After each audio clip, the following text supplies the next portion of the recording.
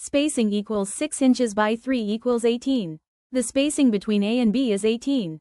Figure 11 to 12. Predetermining bend marks. Rectangular obstruction. To find bend mark A for the rectangular obstruction shown in figure 11 to 13, the formula is bend mark A, distance, d, plus 1/2 the offset constant for 45 degrees. This pipe job is using 1/2 EMT, so the offset constant is 5 inches, 1/2 the offset constant would be 2.5. Substitute values and solve. Bend mark A equals 36 inches, 2 plus 2.5. Bend mark A equals 36 inches, 4.5. Bend mark A equals 31.5, as shown in figure 11 to 13. Spacing from bend mark A to bend mark B is found by using the formula. Spacing equals d plus d squared by 1.414. Spacing equals 2 plus 4 by 1.414. Spacing equals 6 inches by 1.414. Spacing equals 8.484 or equals 8.5, as shown in figure 11 to 14. Rigid metal conduit, RMC, 12. Rigid metal conduit, RMC, includes pipe made of ferrous, steel, and non-ferrous, aluminum, copper, bronze, etc., materials.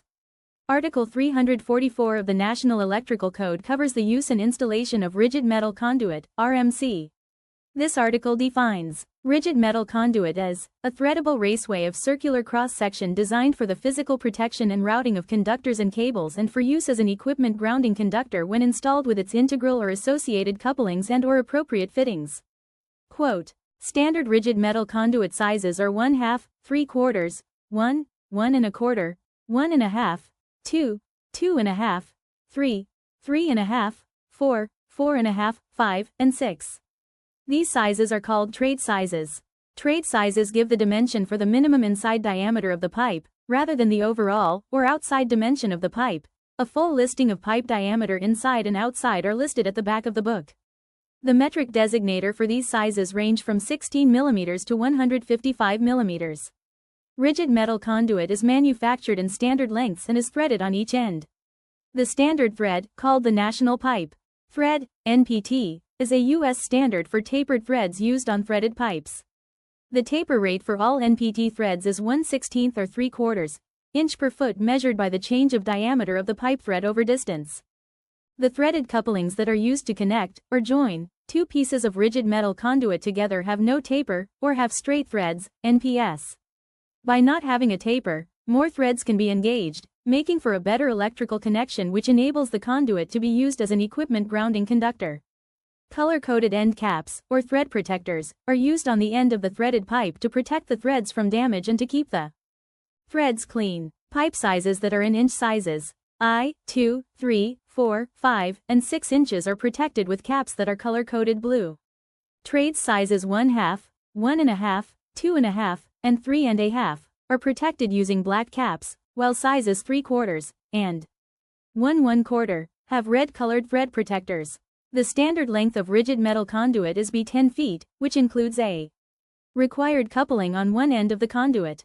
It is worth repeating that the actual length of the conduit itself will be less than 10 inches in length, and only when the length of the coupling is added will the length be 10 feet. As with EMT, the bending qualities of rigid will be affected by the ductility, uniformity and surface treatment of the conduit, and these qualities will vary with each manufacturer. The minimum bend radius for any field bend is found in Table 2, Chapter 9 of the NEC as shown in Table 12 to 1. A field bend is any bend made by an electrician as needed for installation of the conduit. The NEC copyright limits the number of bends that may be made between pole or junction boxes to not more than the equivalent of 4/4 bends, or 360 degrees of total bend. Box offsets, IFUSED, must be counted toward the 360-degree limit. Types of rigid metal conduit benders. Rigid pipe may be bent using several different types of benders: Hickey benders, mechanical benders, electrical benders, and hydraulic benders. Manually bending rigid pipe using a Hickey bender. For hand bending, a Hickey-style bender is used. Figure 12 to 2 shows a Hickey bender that is used when precision bending is not required. The Hickey is normally only used when the conduit is to be embedded in concrete or buried for underground work. Effective bending with a Hickey is limited to pipe sizes 1/2, 3/4, and 1. Conduit larger than 1 inch would require more strength than most electricians possess. As with hand EMT benders, constant pressure must be applied with the foot to prevent irregular bends. As there is no footpiece on a hickey, the pressure must be applied to the pipe, just behind the bender, as shown in figure 12:3 and 12:4. Accurate bending with a hickey is difficult without many hours of experience, but acceptable bends can be made by the beginner. The correct method for bending a 90 degrees stub with a hickey is to make several smaller degree bends. Place the hickey bender on the pipe where the 90 degrees bend is to start. Pull a small degree bend, slide the bender down on the pipe and bend again. Continue to bend small bends, called bites, while moving the bender after each bend until the full 90 degrees bend has been achieved. After the third or fourth bend has been made, check the stub length, as shown in figure 12:5. If the stub length is going to come up short, move the bender further down the pipe than you did for the first 3 or 4 bends, take bigger bite, and bend more degrees to make the stub come out to the right height. If the stub is coming up long, reverse the hickey head on the pipe and push some of the bend out. Return the hickey head to the normal position and take shorter bites, with more bend per bite, to finish the bend.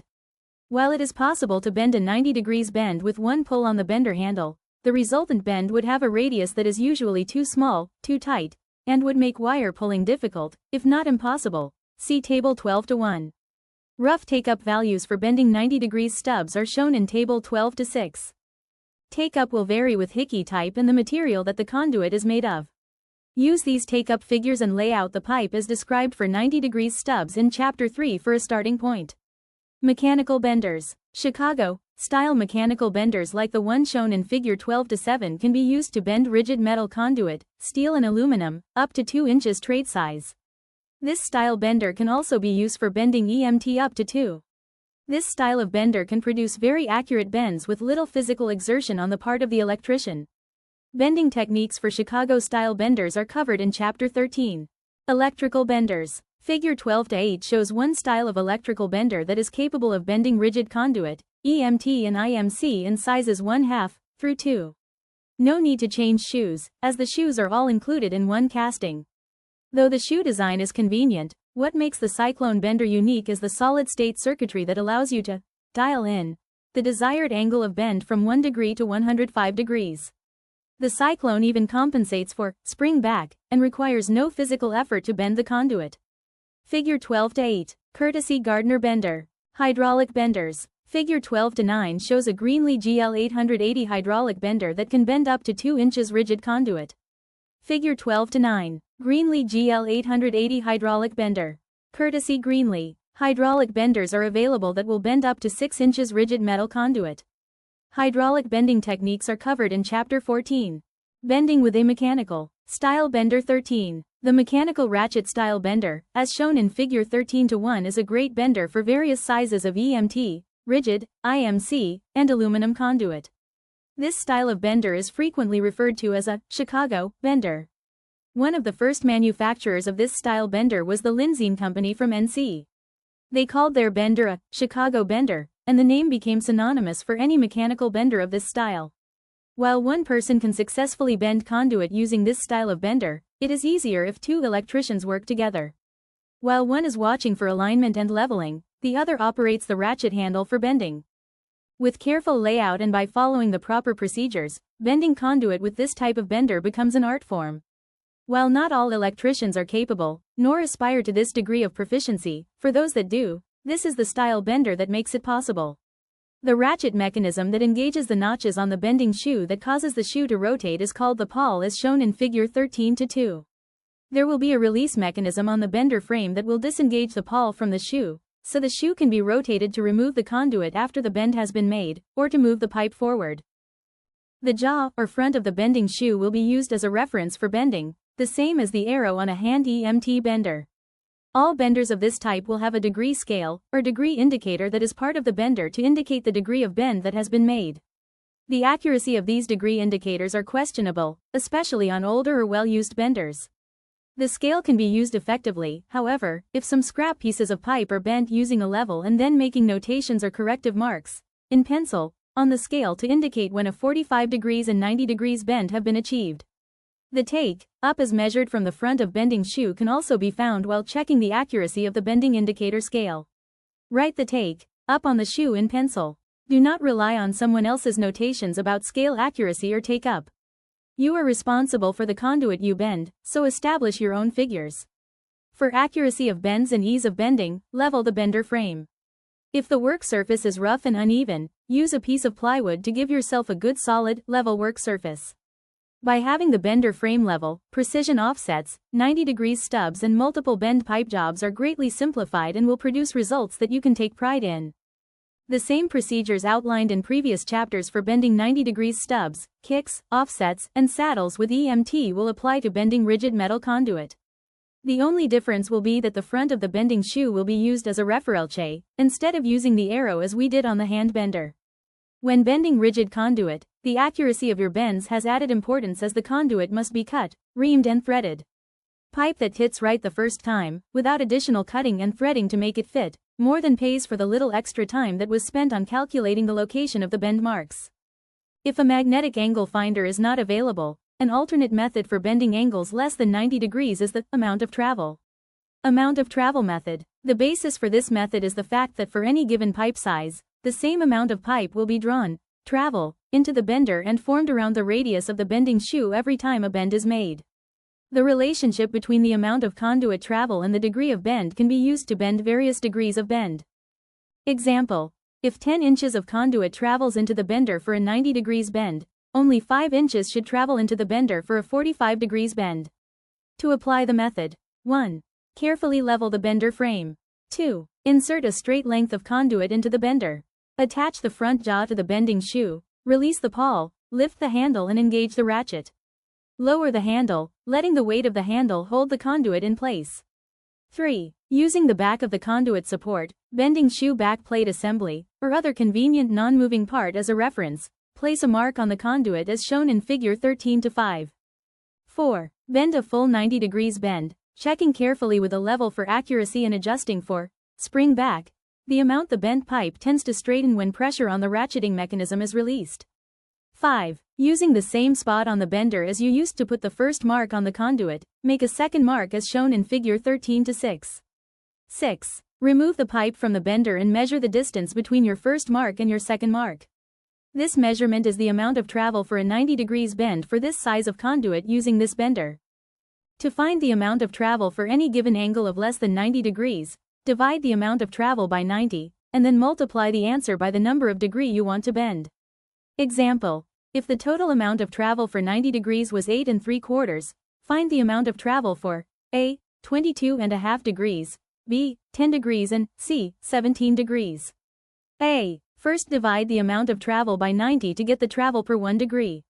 8 3/4, or 8.75 divided by 90 equals 0.09722. Next multiply 22.5 degrees by 0.09722 to get the amount of travel for a 22.5 degrees bend. 22.5 by 0.09772 equals 2.18745 or equals 2 3/16. As accuracy with the measurement is essential, your measurements should be rounded to the nearest 1/16 of an inch. B. As we already know the amount of travel for 1 degree, we only need to multiply that amount by 10 to find the travel for 10 degrees. 10 times 0.09722 equals 0.9722 or equals 31 30-seconds, or for all practical purposes 1. C. To find the total travel for a 17 degrees bend. Total travel equals angle x travel per degree. Total travel equals 17 times 0.09722 equals 1.652 or equals 1 5/8. Once the travel has been determined, angle bends of less than 90 degrees are achieved by accurately marking and monitoring conduit travel into the bender. This method works even when the bender is not level or on a level surface. Problems. 1. If 90 degrees of travel is 10 5/8, what would be the travel for A. 15 degrees, B. 30 degrees rounded to the nearest, 2. If 90 degrees of travel is 8 7/8, what would be the travel for A. 60 degrees, B. 45 degrees rounded to the nearest. Finding total pipe length required. All of the pipe layout techniques described in the EMT section of this text may be used for bending rigid conduit using a Chicago-style bender. The same is also true for any other kind of bender, be it electrical or hydraulic. In most bending jobs, the conduit will have more than one bend and the pipe cannot be placed in a power threading, like the rigid model 300 shown in figure 13-7, so the final cutting and threading will need to be done by hand. Not a popular job for most electricians. The need to cut, ream and thread by hand can be eliminated if the total pipe length required for a given job can be determined first. A straight length of pipe can then be measured, cut, reamed, and threaded using the power threading machine. Power threading machines are sometimes called mules, in part due to the power that these types of machines can produce. Another situation where it is more convenient to cut, ream, and thread before bending the conduit is when the pipe pile and threading equipment are located some distance from the bender. To determine ahead of time how long a piece of pipe needs to be to go from point A to point B after a series of bends have been made, will require that we know the gain for each bend. Gain is the amount of pipe that is gained by bending on a radius, rather than at a right angle as shown in figure 13-8. In figure 13-8 the measurement for each length is 5 inches, if pipe could be bent at a right angle as shown the bend would require 10 inches of total pipe length, 5 plus 5 inches equals 10. Of course pipe cannot be bent at a right angle if we want to pull wire through the pipe after it is bent. Pipe then must be bent on a radius as shown in figure 13-9. If a measurement is taken from the back of the bend to the end of the pipe as shown in figure 13-8, the measurement shown for the sta is 5. The same measurement would be found if the pipe is measured from the back of the bend to the leg end of the pipe. By bending on a radius, less pipe is actually required to make the bend and still have a stub length of 5 inches and a leg length of 5. In figure 13-9, the total pipe required is given as 7 7/8. The difference between the 7 7/8 and the I0, that would be required if we bent our 90 degrees at a right angle is called gain. Gain is the amount of pipe that is gained by bending on a radius rather than at a right angle. In this example the gain would be 2 1/8, 10 inches 7 7/8, equals 2 1/8. The gain for a 90 degrees bend will vary with each size of pipe as well as with the type of bender that is being used. To find gain for a given size of pipe and a given bender, proceed as follows. 1. Select and measure a straight length of scrap pipe. For this example let's say that the scrap piece of pipe is 36 inches long. 2. Using the take-up for the pipe size and bender type, place the pipe in the bender and bend a 10 inches 90 degrees stub. Check the bend with a level to make sure that the bend is a full 90 degrees. Accuracy at this point is very important. 3. Remove the bent pipe from the bender and using a straight edge measure the stub and leg lengths as shown in figure 13-10. 4. As shown in figure 13-10 the stub length is 10, and the leg length is 28.5. Add the measurement of the stub, 10, and leg, 28.5, lengths together, 10, plus 28.5, equals 38.5, and subtract the original pipe length of 36. The difference, 38.5 36 equals 2.5, of gain. So the gain for a 90 degrees bend for this size of conduit and this bender will be 2.5. This gain will be unique for this pipe size and bender. A different pipe size will have a different gain for 90 degrees. The only way to find gain is to bend scrap pipe as outlined. The author knows of no way to find gain mathematically that will be as accurate as the gain found by bending a piece of scrap pipe. Consider 2 examples of typical bending jobs to find the total pipe length that would be required. Example 1. The pipe used will be 1/2, rigid with a gam of 2.5 with the dimensions as shown in figure 13-11. Note: all dimensions are measured to the back of the pipe to the end of the pipe, or from the back of the pipe to the back of the pipe, which is outside to outside. Add all dimensions. 12 inches plus 42, plus 18, equals 72 inches total of dimensions. There are 2 90 degrees bends so there will be 2 gains to consider. Gain is given at 2.5, for each 90 degrees bend. Total gain equals 2.5, x 2 total gain equals 5. Subtract the total gain, 5, from the total dimension, 72 inches, for a total pipe length requirement of 67. A straight piece of 1/2, rigid conduit could now be cut to 67 inches, reamed and threaded knowing that the pipe is the right length for the required conduit job. The bending marks can now be placed on the conduit and the bends can be made. Note: for simplicity, all examples and problems from this point on will be drawn in one-line form, box offsets and thread lengths will not be included. All measurements are to the back of the bend, or outside edge of the pipe. Example 2. This pipe job calls for 3/4, rigid conduit that has a gain of 3 3/4 and measurements as shown in figure 13-12. Add all dimensions. 16 inches plus 36 inches plus 21, plus 11, equals 84, total dimensions there are 390 bends, so there will be 3 gains. Gain is 3 3/4, x 3 equals 11 1/4, total gain. Subtract total gain, 11 1/4, from the total dimension, 84, to get an actual pipe length requirement of 72 3/4. Now let's add an offset to our bending job and find the total length that will be required. For 90 bends we subtract gain, for offsets we must add shrink. Shrink was covered in Chapter 7.0, this book. Example 3. This conduit bending job shown in figure 13-13 will use 1/2 rigid conduit with a gain of 2.5 and 45 offsets with shrink of per inch of rise. Add the dimensions. 65 inches plus 30 equals 95, total dimension.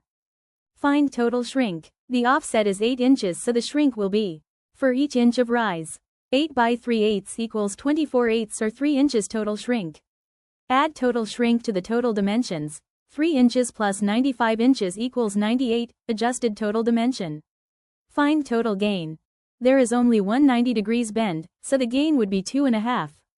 Subtract the gain from the adjusted total dimension. 98 inches 2.5 equals 95.5, total pipe length required. Note: remember that if you are not using Myers hubs, you must also add an amount for the threads to enter the boxes. For a double lock nut and bushing, it is normal to add 3/4 to each end of the pipe for threads. Example 4.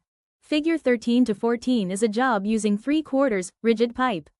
The offset will be made using 30 bends. The gain for the 3/4 pipe will be 3 3/4.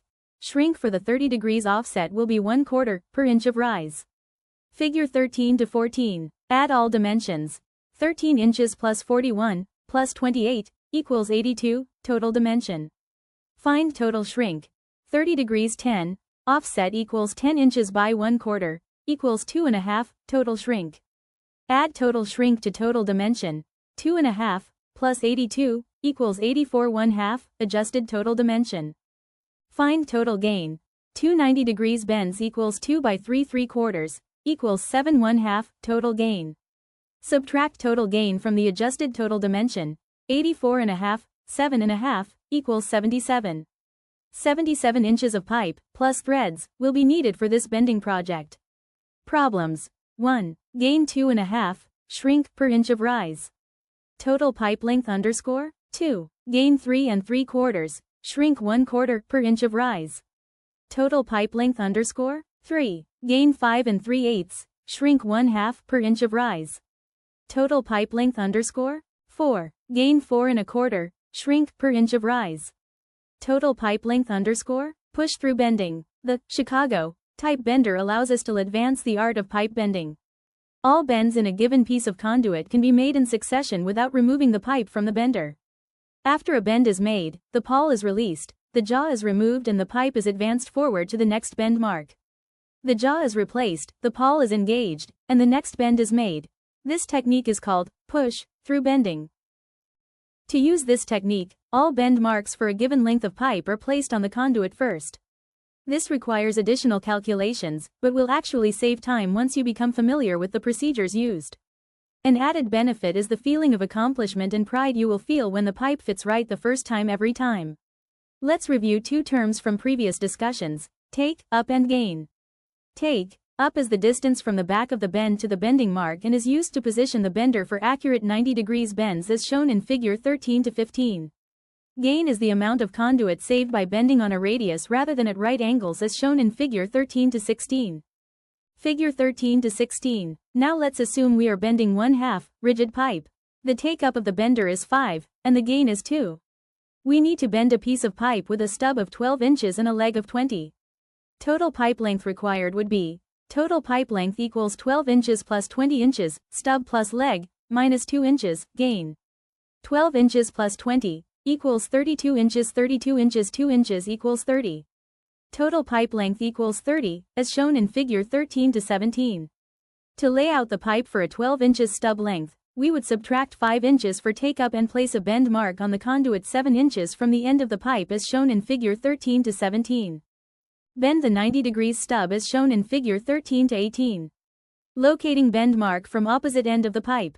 To tind the distance from bend mark A to the end of the leg, Y, as shown in figure 13 to 18, we add 5 inches take up plus 20 inches for the leg length and then subtract 2 inches for gain, making the distance 23.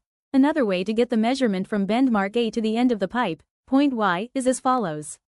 If bend mark A is 7 inches from end X and the pipe is 30 inches long, then bend mark A must be 30 inches 7 inches equals 23.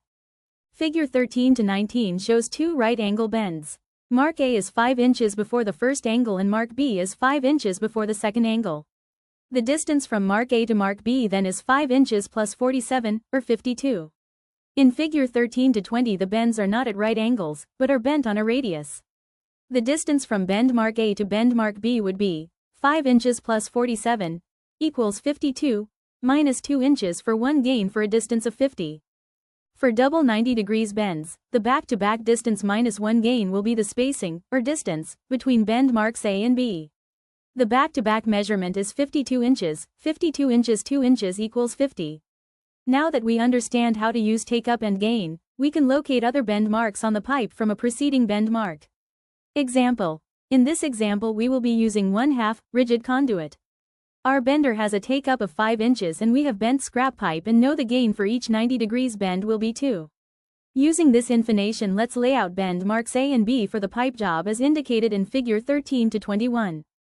To find total pipe length required, add 12 inches plus 52, plus 24, equals 88. From this total we must now subtract 2 gains, 1 for each 90 degrees bend, for a total of 4. 88 inches 4 inches equals 84, will be the total pipe length required for this job. The distance from the end of the conduit to bend mark A will be 12 inches, stub length, minus 5 inches, take, up, or 7 inches as shown in figure 13 to 22. Table 13 to 23 offset constants for Chicago style benders. The back-to-back measurement between the two 90 degrees bends in figure 13 minus 21 is 52. The spacing between bend mark A and B then is found by subtracting one gain of 2 inches from the back-to-back measurement of 52. 52 inches 2 inches equals 50. Distance from bend mark A to bend mark B as shown in figure 13 to 22. This same technique could be used for 3 or 4 90 degrees bends if required. The next example will have an offset and will use pre-positioning offset method number 1 for bend mark layout. Method number 1 is the only method that will work for push-through bending. Note: for bending conduit on a Chicago style bender, the offset constants shown in table 13 to 23 are used. Using the same bender from the previous example that had a take-up of 5 inches and a gain of 2 inches when bending 1/2 rigid pipe, lay out the pipe as required in figure 13 to 24. The offset will be bent at 45 degrees. Total length: 18 inches plus 37, plus 22 inches, total dimensions, plus 3 inches, shrink for 8 inches offset, 4 inches, for gain for two 90 degrees bends, equals 76, total pipe length required is 76. To locate bend mark A from the end of the pipe, subtract 5 inches, take up, from the 18 inches stub length, that give us a measurement from the end of the pipe to bend mark A of 13, as shown in figure 13 to 25. The distance from bend mark A to bend mark B, using method number 1 for pre-positioning offsets is found as follows. From bend mark A to the back of the bend is 5 inches, take up. From the back of the pipe to the edge of the obstruction is 20 inches, as shown in figure 13 to 26. If it were not for the gain of the 90 degrees bend, we could simply add 5 inches plus 20 inches for a total of 25 inches to find the distance from bend mark A to the edge of the obstruction.